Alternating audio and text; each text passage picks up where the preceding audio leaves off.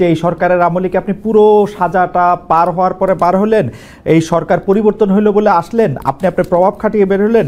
গাছ বিক্রির নামে ২,২৫৮ কোটি টাকা আত্মসাৎ, এর মধ্যে ঋণপত্র এলসি হিসাবে ৫৬ কোটি ১৯,১৯,০৪০ টাকা এবং পাচারের আরও $২,০০,০০০ রয়েছে। এই বিপুল অঙ্কের টাকা এখন কোথায় কিভাবে? পাশাপাশি আপনি এবং আপনার স্ত্রী দুজনেই কানাডার নাগরিক।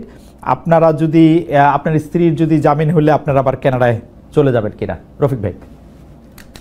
দেখেন, প্রথম কথা হচ্ছে আমাদের বিরুদ্ধে অর্থ আত্মসাৎ নয়, অর্থ পাচারের মামলা, অর্থ পাচার প্রতিরোধ আইনের মামলা হয়েছে। সেখানে এইভাবে দেখিয়েছে আমরা যে ট্রি প্ল্যান্টেশনে যে টাকাটা সংগ্রহ করেছি এমএলএম পদ্ধতিতে, সেই পদ্ধতিটা অবৈধ।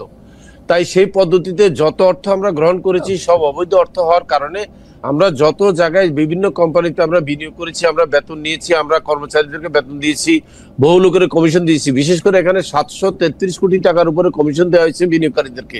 পুরো টাকাটাই তারা বলতেছে মানি লন্ডারিং।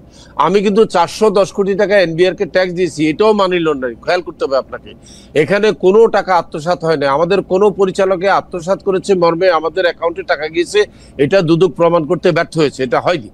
এখন কথা হচ্ছে তাইলে সাজাটা কিভাবে হলো? সাজাটা হয়েছে আমরা এটার জন্য রেসপন্সিবল, কথাটা খেয়াল করেন।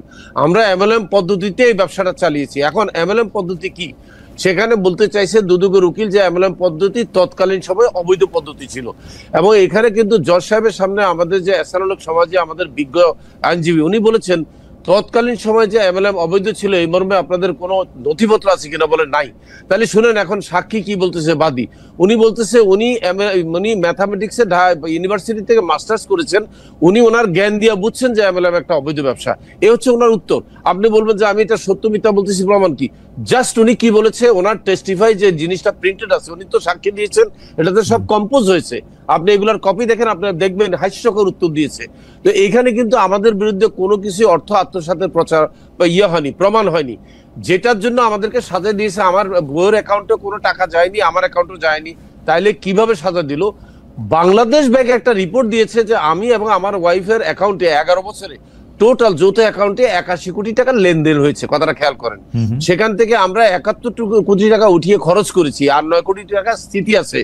তাদের একটা ধারণা যে এই টাকাটা এই অবৈধ টাকা থেকে আসছে। তখন আমি বলেছি এই একই টাকার ফিগার দিয়ে তো আমাকে 22 সালে একবার সাজা দিলেন। কারণ 22 সালের যে মামলা, খালিদ ভাই শুনলে আপনি অবাক হবেন, 22 সালের যে মামলা আমাকে সাজা দিয়েছে 12 বছর, সেখানে এই একই 81 কোটি টাকার কথাই বলেছে দুদক। বলেছে ওনার এবং ওনার স্ত্রী অ্যাকাউন্টে 81 কোটি টাকা ঢুকেছে, 71 কোটি টাকা উঠেছে, 9 কোটি টাকা আছে।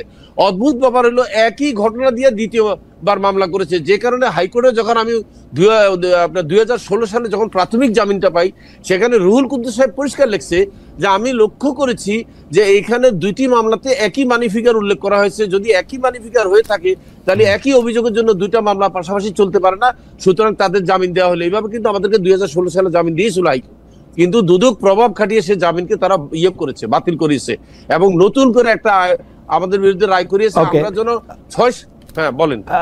আমি যেটা বলতে চাচ্ছি, আমাদের বিরুদ্ধে আমাদের অ্যাকাউন্টে কোনো টাকা যায়নি। আরেকটা যে বলছেন আমি সেটা উত্তর দিই। আমার ওয়াইফ বা আমরা কিন্তু কানাডার নাগরিক 2000 সালেও নয়, যখন কোম্পানি শুরু হয়। আমরা 93 সাল থেকে নাগরিক। নাগরিক থাকার অর্থ এই নয় যে আমরা পালিয়ে চলে যাব। দেখেন, পালিয়ে চলে গেল বা কি, টাকা তো আমার কাছে না ভাইয়া, টাকা তো অ্যাকাউন্টে পড়ে আছে। আপনি বুঝেন না কেন? সম্পত্তির মধ্যে পড়ে আছে। আমি রফিকুল আমিন পালায় যাওয়ার কথা বলতেছেন কেন? আমি একটা সুন্দর ব্যাখ্যা দিই। ধরেন কোন একটা দৈবাত অ্যাক্সিডেন্টে রফিকুল আমিন এবং তার স্ত্রী মারা গেছে, তাই বলে কি লোকজনের টাকা তারা পাবে না? অবশ্যই পাবে। কারণ সম্পত্তি কিনেছি আমরা, কোম্পানির নামে সম্পত্তি কিনেছি, ওই সম্পত্তি বিক্রি করে মানুষের টাকা দিয়ে দিবে। আমার মরে যাওয়া বা আমার চলে যাওয়া